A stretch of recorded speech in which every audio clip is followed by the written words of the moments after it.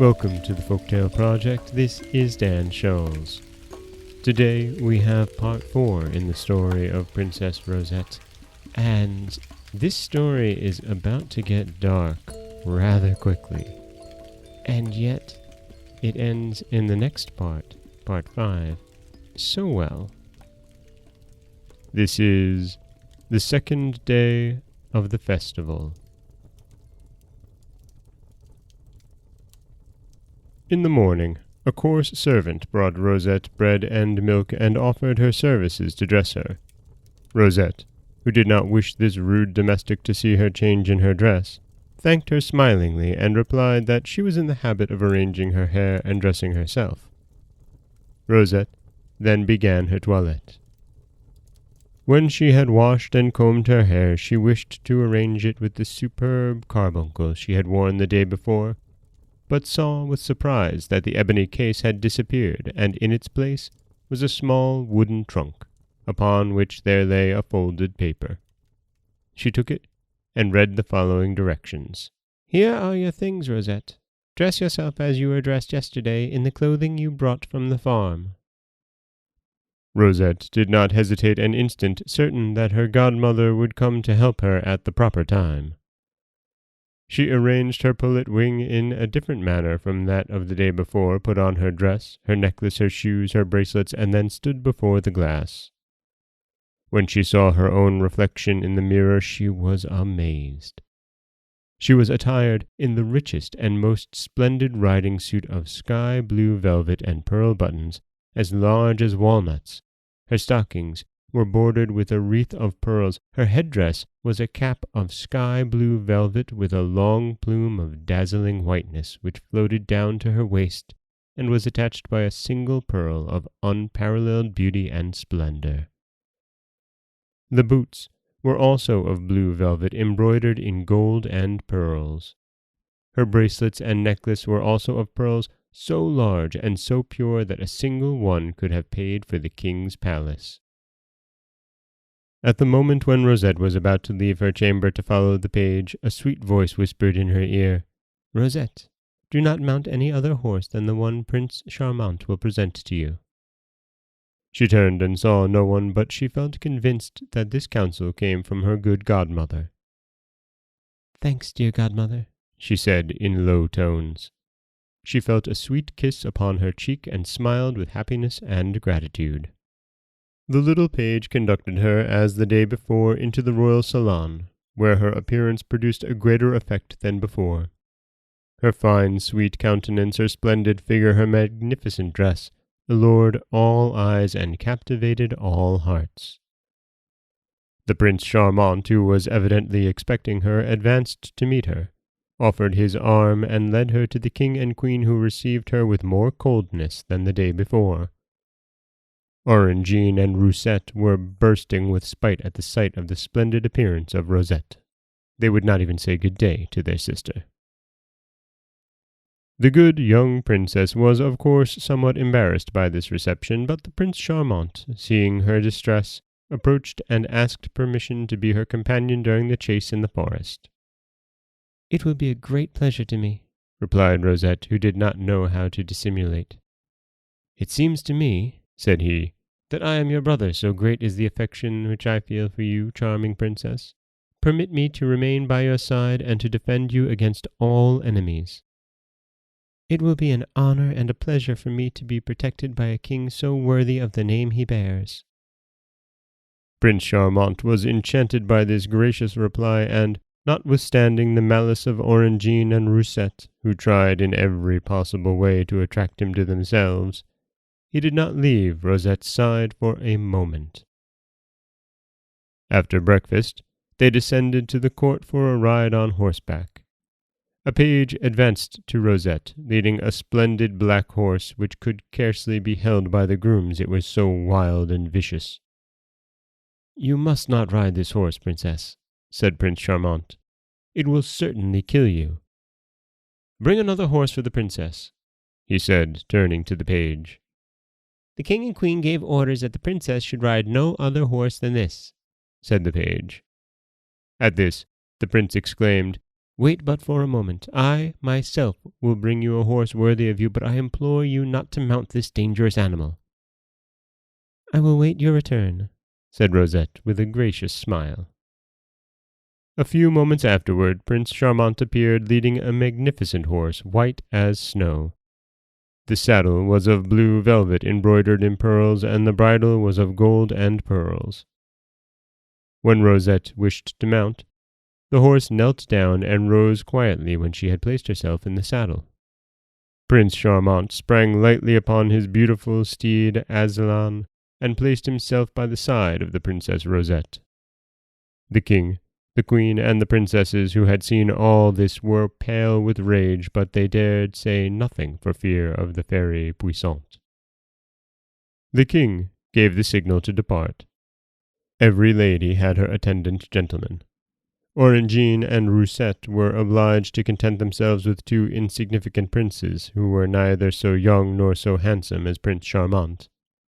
Orangine and Rosette were so sulky that even these princes declared they would never wed princesses so uninteresting. In place of following the chase, Prince Charmant and Rosette wandered in the beautiful shady walks of the forest, talking merrily and giving accounts of their past lives. "But," said Charmant, "if the king your father has not allowed you to reside in his palace, how is it that he has given you such beautiful jewels, worthy of a fairy?" "It is to my good godmother that I owe them," replied Rosette. And then she told Prince Charmant of how she had been educated on a farm, and that she was indebted to the fairy Puissante for everything that she knew and everything she valued. The fairy had watched over her education, and granted her every wish of her heart. Charmant listened with a lively interest and a tender compassion. And now, in his turn, he told Rosette that he had been left an orphan at the age of 7 years, that the fairy Puissante had presided over his education, that she had also sent him to the festivals given by the king, telling him he would there find the perfect woman he was seeking. "In short, I believe, dear Rosette, that I have found in you the charming and perfect creature of whom the fairy spoke. Deign, princess, to connect your life with mine, and authorize me to demand your hand of your parents." "Before answering, dear prince, I must obtain permission of my godmother, but you may be sure that I shall be very happy to pass my life with you." The morning thus passed away most agreeably for Rosette and Charmant, and they returned to the palace to dress for dinner. Rosette entered her ugly garret and saw before her a magnificent box of rosewood wide open. She undressed, and as she removed her articles of clothing they arranged themselves in the box, which then closed firmly. She arranged her hair and dressed herself with her usual neatness, and then ran to the glass. She could not suppress a cry of admiration. Her robe was of gauze, and was so fine and light and brilliant it looked as if woven of the wings of butterflies. It was studded with diamonds as brilliant as stars. The hem of this robe, the corsage, and the waist were trimmed with diamond fringe which sparkled like suns. Her hair was partly covered with a net of diamonds, from which a tassel of immense diamonds fell to her shoulder. Every diamond was as large as a pear and worth a kingdom. Her necklace and bracelets were so immense and so brilliant that you could not look at them fixedly without being blinded. The young princess thanked her godmother most tenderly, and felt again upon her fair cheek the sweet kiss of the morning. She followed the page and entered the royal salon. Prince Charmant was awaiting her at the door, offered his arm, and conducted her to the apartment of the king and queen. Rosette advanced to salute them. Charmant saw with indignation the glances of rage and revenge which the king, queen, and princesses cast upon poor Rosette. He remained by her side as he had done in the morning, and was witness to the admiration which she inspired and the malice and envy of her sisters. Rosette was indeed sad to find herself the object of hatred to her father, mother, and sisters. Charmant perceived her melancholy and asked the cause. She explained it to him frankly. "When, Oh, when, my dear Rosette, will you permit me to ask your hand of your father? In my kingdom everyone will love you, and I more than all the rest." "Tomorrow, dear prince, I will send you the reply of my godmother, whom I shall question on the subject this evening." They were now summoned to dinner. Charmant placed himself at Rosette's side, and they conversed in a most agreeable manner. After dinner, the king gave orders for the ball to commence. Orangine and Rosette, who had taken lessons for 10 years, danced well, but without any peculiar grace. They believed that Rosette had never had any opportunity to dance, and with a mocking, malicious air they now announced to her that it was her turn. The modest Rosette hesitated and drew back, because it was repugnant to her to show herself in public and attract the general regard, but the more she declined, the more her envious sisters insisted, hoping that she would at last suffer a real humiliation. The queen now interfered and sternly commanded Rosette to dance.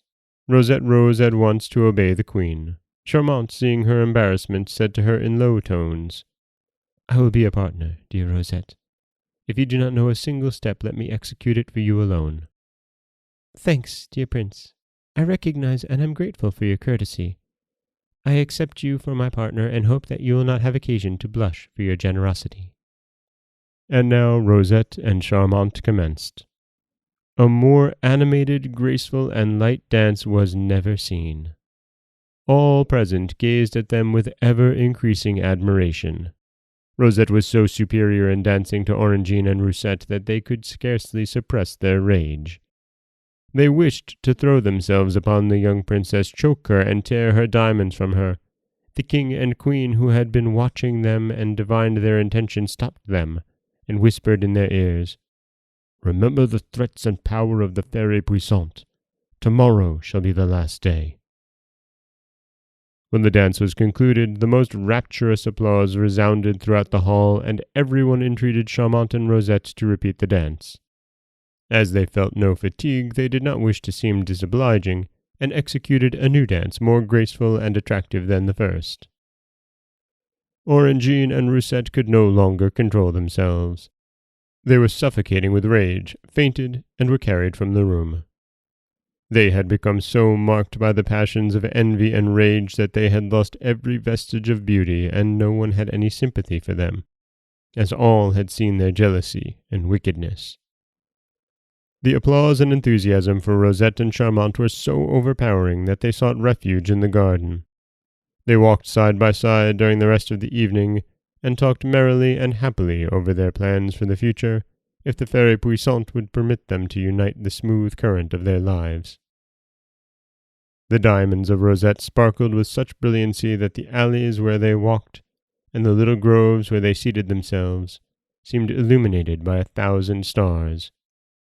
At last, it was necessary to separate. "Tomorrow," said Rosette, "tomorrow I hope to say yours eternally." Rosette entered her little room. As she undressed, her clothing arranged itself as the day before in the case. This new case was of carved ivory and studded with turquoise nails. When Rosette had lain down peacefully upon her bed, she put out the light and said in a low voice, "My dear, good godmother, tomorrow I must give a definitive answer to Prince Charmant. Dictate my response, dear godmother. I will obey your command, no matter how painful it may be." "Say yes, my dear Rosette, to Prince Charmant," replied the soft voice of the fairy. "I myself arranged this marriage. It was to make you acquainted with Prince Charmant that I forced your father to invite you to this festival." Rosette thanked the kind fairy, and slept the sleep of innocence, after having felt the maternal lips of her good protectress upon her cheeks. And that is the second day of the festival, where, firstly, we get a really lovely view of what a royal festival was like. Multiple days, multiple events. It's not just a dance and dinner in the evening, but there's so much more. And we also get a really clear view into just how much the king, the queen, and the princesses want Rosette dead. This is Dan Schulz for the Folktale Project. Don't forget that you can subscribe to the podcast on Apple Podcasts, Stitcher, Google Play, Overcast, anywhere you like to get your podcasts. You can follow us on Twitter at Folktale Project. You can find us on Auto Radio, TuneIn Radio, iHeartRadio, Spotify, anywhere you like to listen. And you can always head over to folktaleproject.com, where you'll find a new story waiting for you every Monday, Wednesday, and Friday. As always, thank you so much for listening.